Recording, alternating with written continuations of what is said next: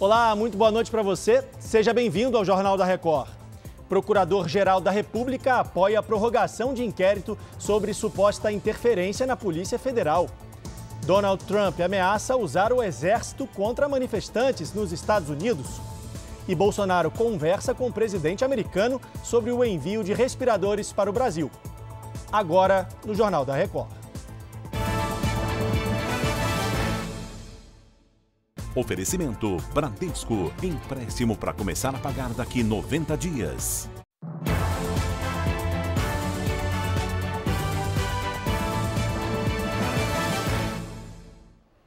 A Procuradoria-Geral da República decidiu apoiar o pedido de prorrogação do inquérito que investiga a suposta tentativa de interferência na Polícia Federal. Vamos então a Brasília falar ao vivo com Luiz Fara Monteiro, que tem mais informações. Fara, boa noite para você. Boa noite, Stoliar. Nesse documento enviado ao Supremo Tribunal Federal, o Procurador-Geral da República concorda com a prorrogação da investigação por mais 30 dias solicitada pela Polícia Federal. Augusto Aras não tratou diretamente da sugestão da PF de colher o depoimento de Jair Bolsonaro. Caberá então ao ministro Celso de Mello, relator do caso no STF, decidir se as investigações terão mais tempo para colher informações.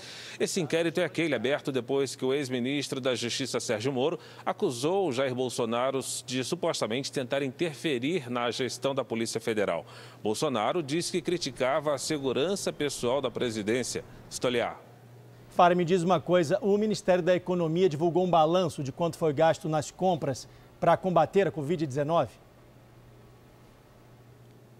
Divulgou sim. 1 bilhão e 900 milhões de reais foram utilizados na compra de produtos para enfrentar a pandemia. Foram abertos mais de 3.800 processos para aquisição de 11.500 equipamentos e quase 850 serviços. Por conta do decreto de calamidade pública, que vai durar pelo menos até 31 de dezembro agora, a maior parte desses procedimentos foi feita sem licitação pública, como permite a legislação. Álcool etílico, luvas e máscaras lideram a lista de maiores compras, né? Os órgãos que mais adquiriram insumos foram a Fundação Oswaldo Cruz e o próprio Ministério da Saúde. O Ministério da Economia, que lançou o dado, criou um painel com informações para facilitar a fiscalização por parte do poder público e da população. Stoliar. Fara, e para finalizar, o presidente Bolsonaro disse que conversou com o presidente Donald Trump. Verdade, o conteúdo da conversa foi resumido pelo próprio Jair Bolsonaro numa rede social. Ele confirmou o diálogo de cerca de 30 minutos com o presidente americano na tarde desta segunda-feira por telefone. Bolsonaro agradeceu o envio de 1.000 respiradores que poderão ser utilizados em pacientes da Covid-19. Só que 50 desses aparelhos serão cedidos ao Paraguai, que, assim como o Brasil, também fechou as fronteiras por conta da pandemia na tentativa de proteger a população.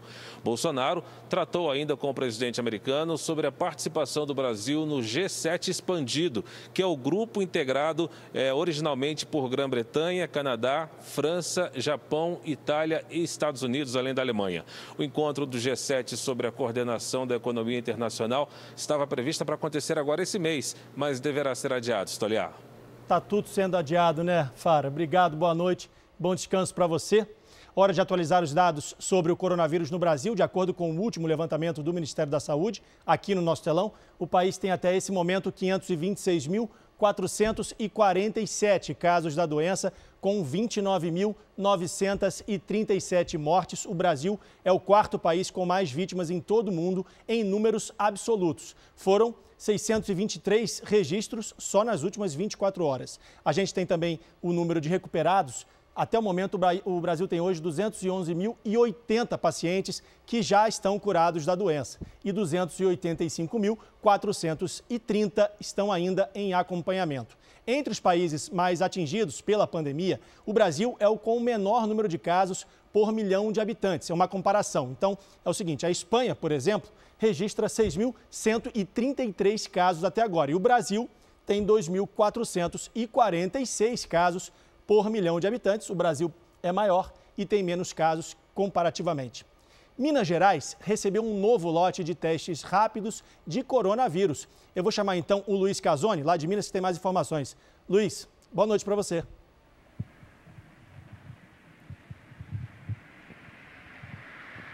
Luiz já está ouvindo a gente? Bom, a gente não tem contato com o Luiz ainda, mas atualizando as informações de Minas Gerais, são cerca de 1.600.000 testes que vieram da China. O avião que trouxe a carga foi modificado e as caixas ocuparam todo o interior da aeronave, do porão até os assentos, como você vê aí nas imagens. Os testes vão ser destinados a um laboratório do Estado. Dados divulgados nesta segunda pelo Ministério da Saúde mostram que Minas Gerais tem 10.670 casos de coronavírus e 278 mortes. Segundo a Anvisa, a gente tem informações agora.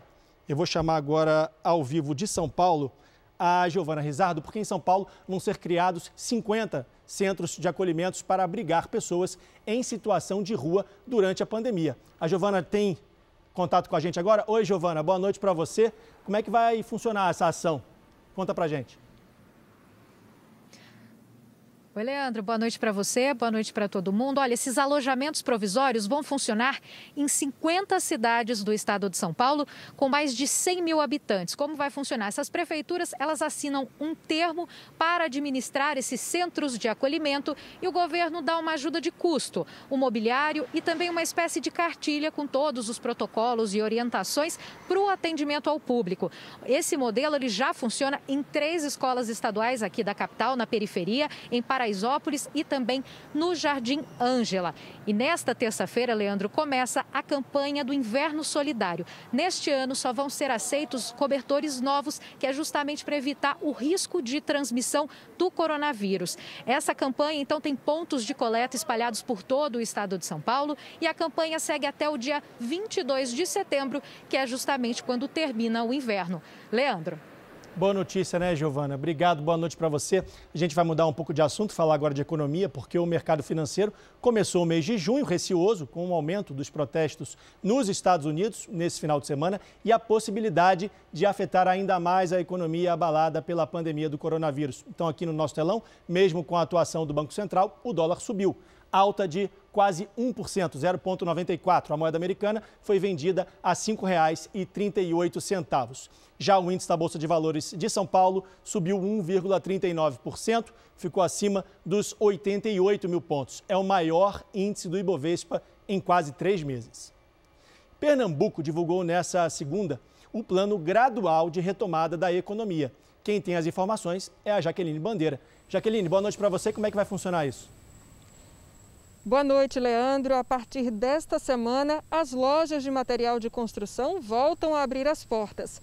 Na próxima segunda, volta a construção civil, com metade dos funcionários e horários especiais. A partir do dia 15, estão autorizados a funcionar salões de beleza com restrições, varejo de bairro e treinos de futebol profissional. Daí em diante, os outros setores só retomam as atividades dependendo da análise semanal de 3 indicadores: casos de síndrome respiratória aguda grave, mortes por Covid-19 e demanda por leitos de UTI e enfermaria para pacientes com a doença. De acordo com a Secretaria Estadual de Saúde, a transmissão do novo coronavírus está estabilizada em Pernambuco. Leandro. Obrigado, Jaqueline. O Rio de Janeiro começa a reabertura gradual nesta terça-feira. Serão liberadas atividades em centros de treinamento e nos calçadões, prática de esporte individual no mar, celebrações em igrejas com protocolo de desinfecção, lojas de móveis e decorações e concessionárias de automóveis. E o prefeito do Rio, Marcelo Crivella, foi o entrevistado dessa segunda na Live JR. Nessa edição, o apresentador Eduardo Ribeiro teve a companhia dos repórteres Cristina Lemos, de Brasília, e Silvestre Serrano, do Rio. O prefeito Marcelo Crivella garantiu que a flexibilização acontece na hora certa. Nós temos aqui um conselho científico que trabalha comigo desde o início de março, quando tivemos o primeiro óbito. E a gente verificou que se você estender demais o período de afastamento social, você tem efeitos colaterais muito graves, que são as pessoas com outras comorbidades que morrem. Hoje elas são muito mais do que as pessoas com Covid. O afastamento social é muito importante até um determinado momento, mas depois, se ele se prolonga muito, pessoas que têm cardiopatias, pessoas que têm câncer no cérebro, pessoas que precisavam ter sido diagnosticadas de câncer, pessoas que têm problemas de doenças infecciosas, elas se afastam dos hospitais, elas ficam em pânico em casa e quando chegam, elas acabam perdendo a vida.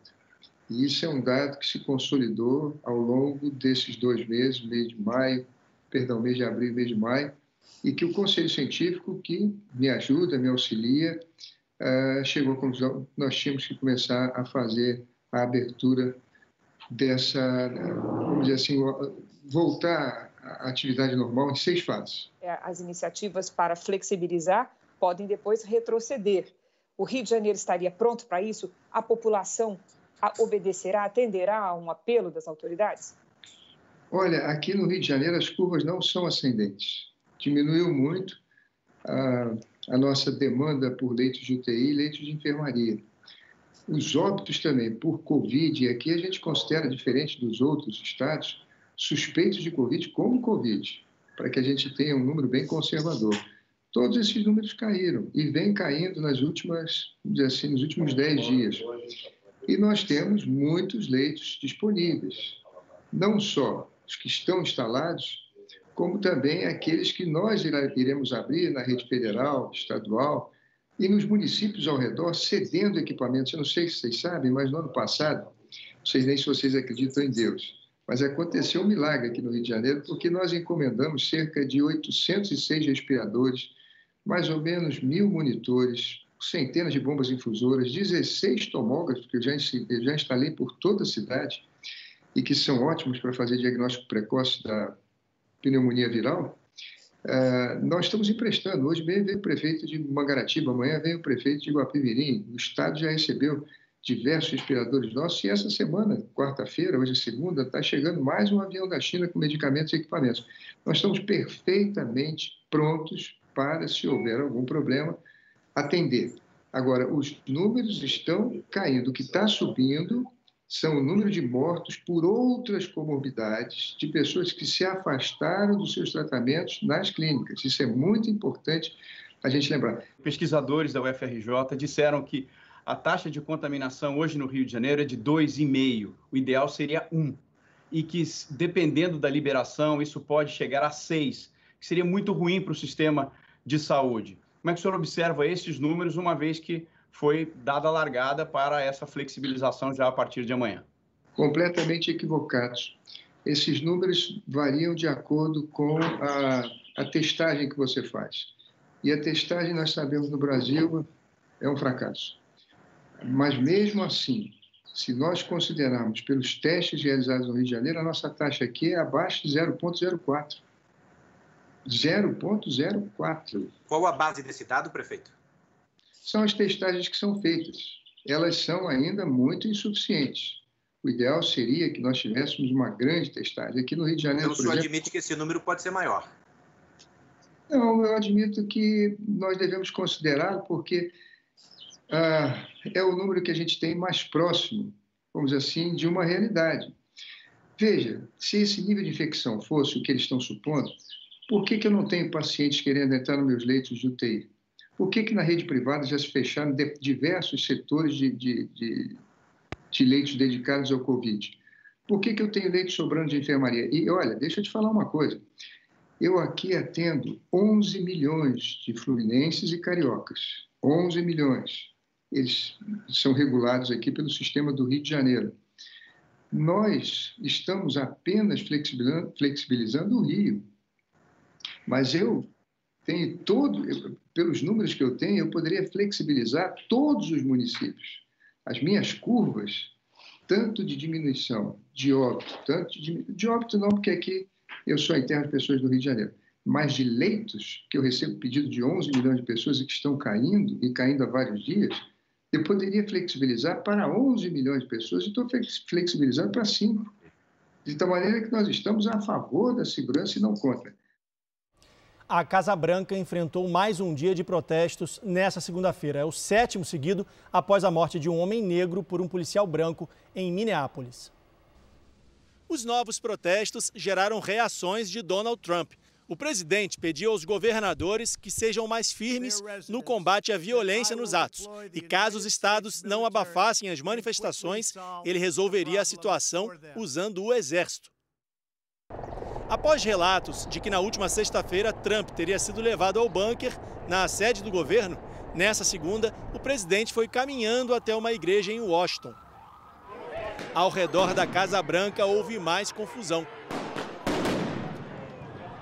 Em Los Angeles, uma viatura atropelou um ativista. O grupo tentou cercar o carro, que conseguiu escapar. Na Filadélfia, os policiais usaram gás de pimenta para dispersar a multidão. Mas em algumas cidades, policiais e manifestantes se juntaram para pedir o fim da violência contra negros. E nós recebemos agora há pouco novas imagens dos protestos, mesmo com o toque de recolher decretado a partir de meia-noite no horário de Brasília, manifestantes continuaram pelas ruas de Nova York. Você vai ver aí as imagens. Os protestos que começaram pacíficos terminaram com a depredação do patrimônio público e saques a lojas. O prefeito de Nova York antecipou que o toque de recolher nessa terça-feira vai começar mais cedo, a partir das 9 da noite, horário daqui do Brasil. Em outras partes do mundo, também houve protestos para lembrar a morte do segurança norte-americano George Floyd. Na Holanda, cerca de 10 mil pessoas foram às ruas da capital Amsterdã. Na França, manifestantes ajoelharam e seguraram cartazes perto da Embaixada dos Estados Unidos, no centro de Paris. Protestos também aqui no Brasil. Em Curitiba, 8 pessoas foram presas. Cerca de 1.000 manifestantes se encontraram no centro da cidade e caminharam para a sede do governo paranaense. O grupo quebrou vidraças e destruiu pontos de ônibus. A polícia foi chamada e houve confronto. Um policial ficou ferido. A gente vai mudar um pouco de assunto, voltar a falar da Covid-19, porque o número de casos do novo coronavírus voltou a subir nos Estados Unidos.